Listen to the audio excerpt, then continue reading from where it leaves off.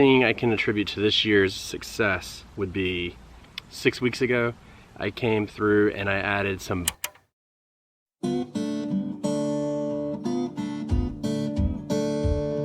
so this is my sweet potato bed here, and man, I put 8 different sweet potato slips in here. They're all Beauregard sweet potatoes, and you can see that the vines have come out. They've started going everywhere, and I can't cut underneath them, so the weeds have gotten real bad, which is one reason why I want to get rid of them.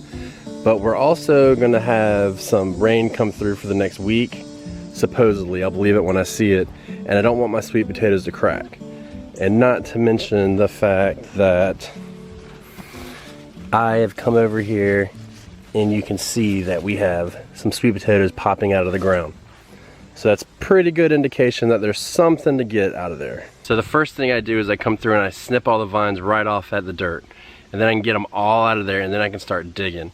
But the vines are great because what I do is I put them at the bottom of my compost pile for the year, and then as I build and build and build, they'll just continue to break down. It's a great starter for your compost because you get that green from the leaves, and then you're also going to get the vine, which can act like a brown because of the woodiness of it. So it's really just a good jump start for your compost pile. You put them in the ground and you don't see anything, and it's always like, well, what do I have? You know, because I've dedicated this whole 4x8 bed to sweet potatoes this year. I could have put a lot of other vegetables in here, but because we did that, we tied up a lot of space. And the first year I got like 40 pounds out of this exact same bed. I moved to another one last year and I got like 10 pounds, which was a big loss.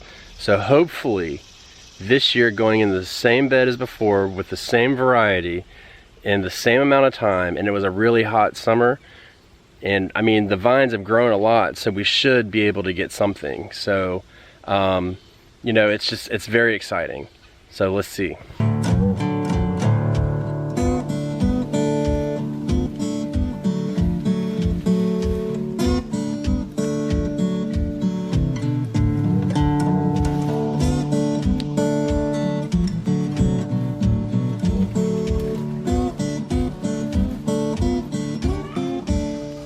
So some people eat this, but I use it for compost. Look at how much we get just to start our compost for the year.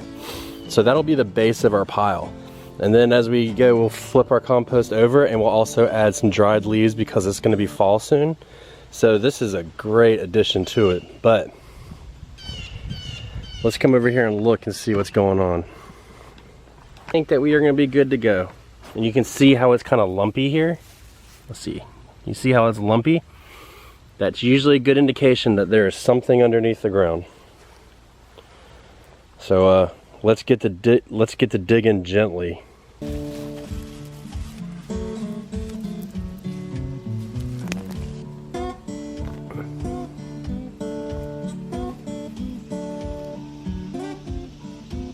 Yeah, that's a good sign. So a trick to harvesting sweet potatoes is you want to be very gentle. So I use my hands to get in because this is a small area, because they'll bruise real easy, and the curing process will also help with that.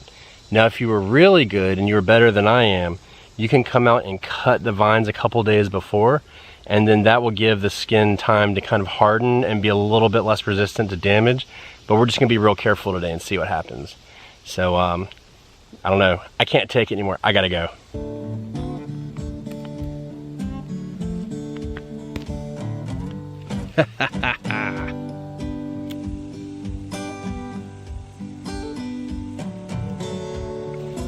You see this right here? That's from my fingernail. That's how easily they're bruised. So just watch out.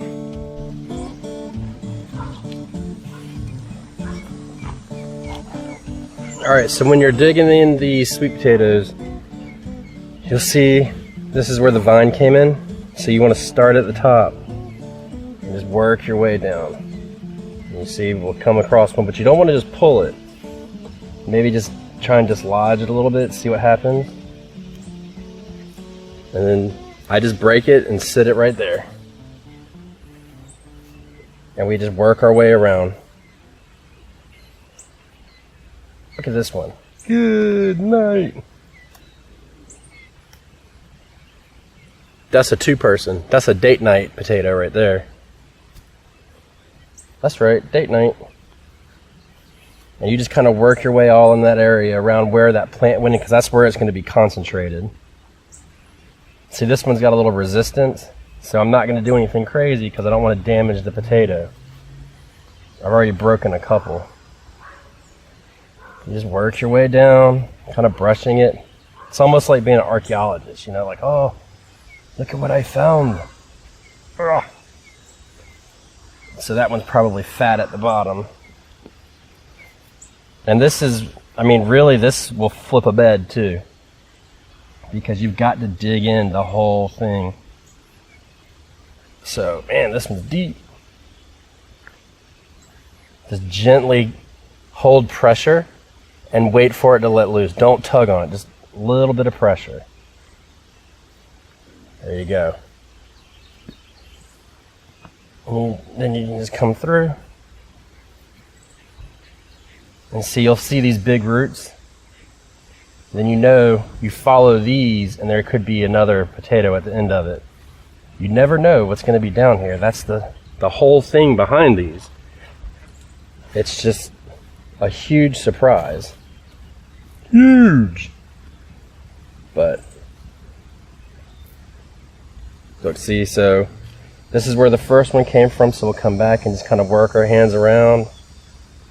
There it is. And you can feel it. And you just start dusting away. And just by me dusting, I've bruised this potato a little bit. It's not bad, but, you know, they're very fragile. It's kind of crazy. As much as they sit in the bottom in the dirt and stuff, and they're very tender right now. And that's why the curing process is so important for these. Oh, yeah, I love it. Ah. Beautiful. And these right here are good because you can actually get slips off these. So don't throw these out.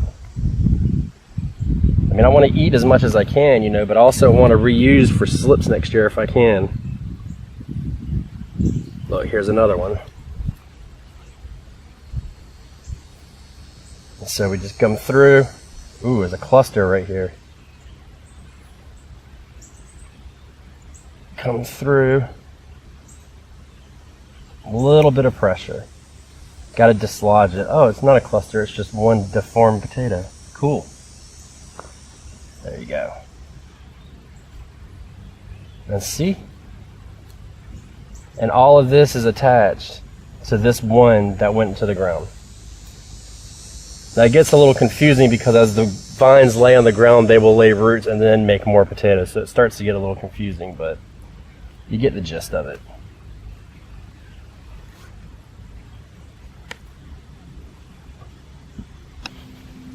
Okay, so one thing to do too is when you're going into the ground, you go through like this with your hands spread open, because what that does is it allows you to feel a wider area and you don't have as much strength. If you're like this or like this or like this, you can hit and bend your fingers so you don't bruise the potato, because that's really key.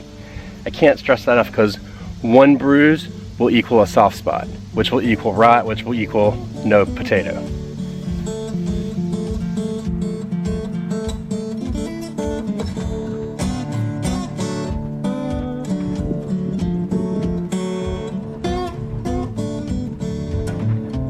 One thing I can attribute to this year's success would be that a couple weeks ago not a couple weeks ago, probably about 6 weeks ago, I came through and I added some bone meal to my sweet potato patch, and that helps develop stronger roots, which is what this is. I mean, look at all these roots.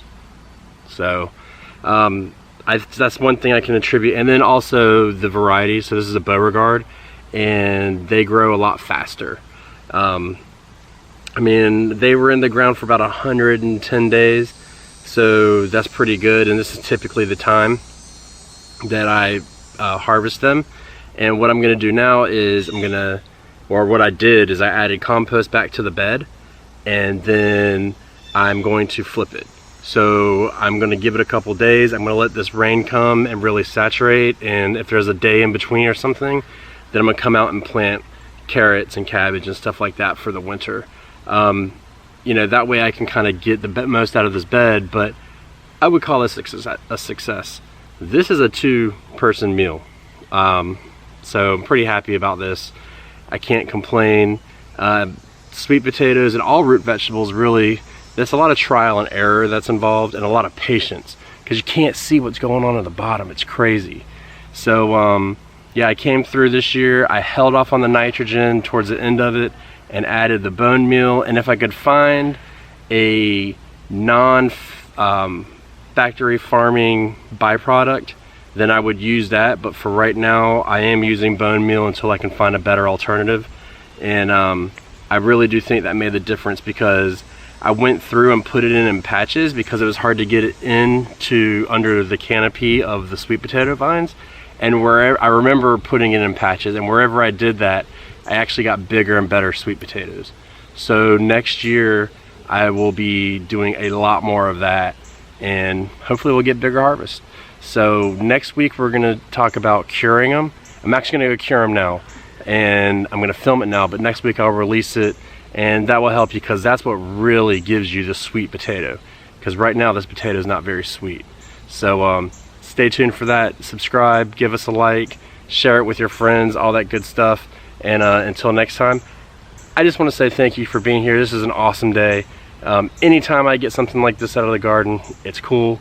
So you guys, we'll see you next week.